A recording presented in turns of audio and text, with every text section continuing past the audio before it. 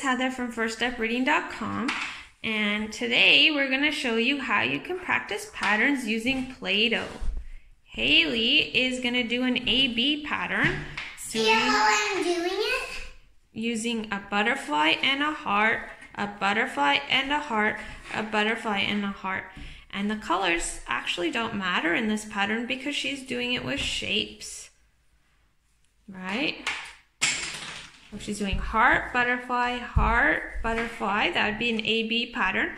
And if she adds her star, she can make heart, butterfly, star, and that'd be an ABC pattern if she did it over and over again.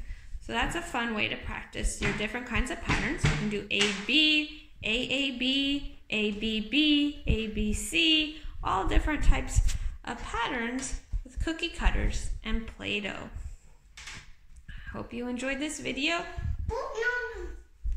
Hope you enjoyed this video. Have a great day.